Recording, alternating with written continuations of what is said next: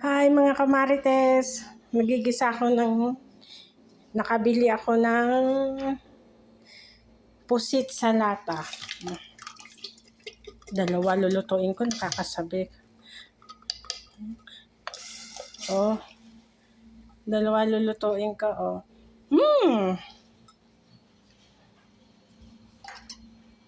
Nakakasabik eh. Oh.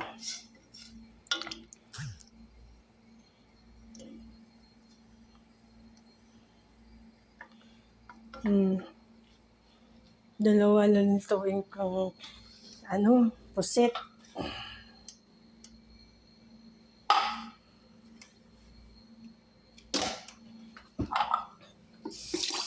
Kahit sabaw man lang, makahigop.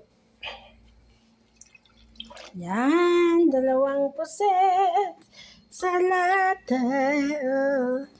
555. Pag ako bumalik doon, bibili ako ng 4.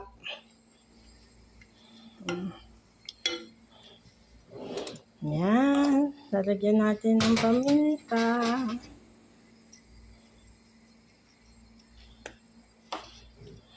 Damihan kaya natin yung paminta. Sarap yung medyo maanghang. Sanay na ako ng paminta dito. Pusit. Pusit sa lata.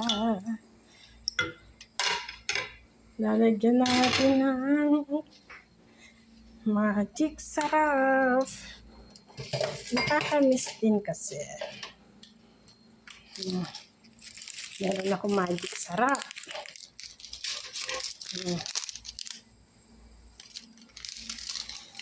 Konti na lang naman yung sinodo ko na.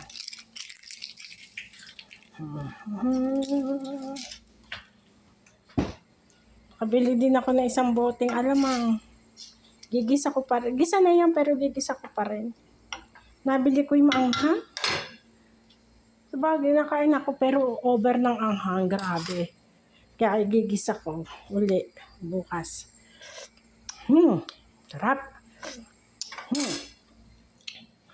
Yummy, yummy. Yummy, yummy, yummy. Ay, alam mo, mga kamarites, nalimutan ko talaga ang pagluluto niya ng natin sa Pinas. Nilalagyan pala yan ng konting suka. Yan. Di ba, konting suka nga ba?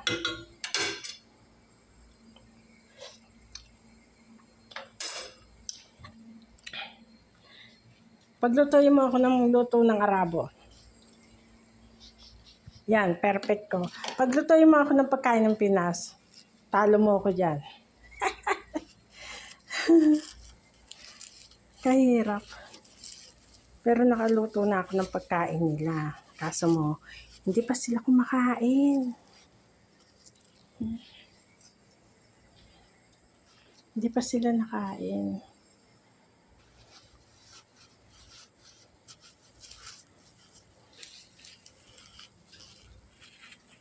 Niluto ko 2 sardinas na pusit.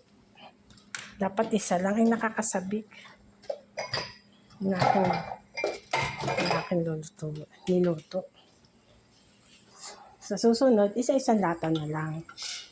Sabik lang.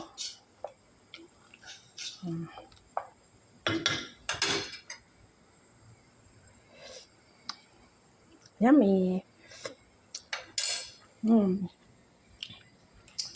Konting as ito ang iodize namin dito.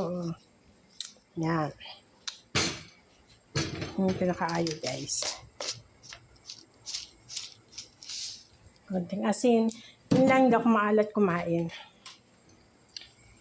Tamtaman lang ako.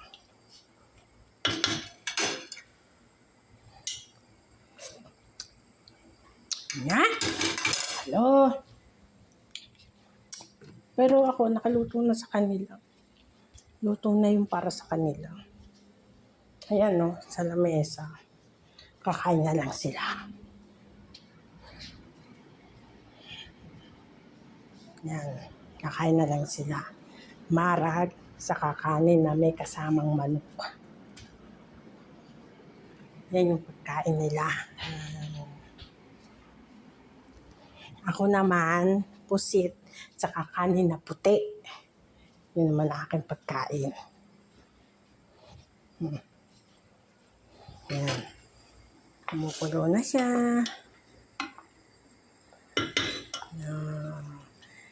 Aywa.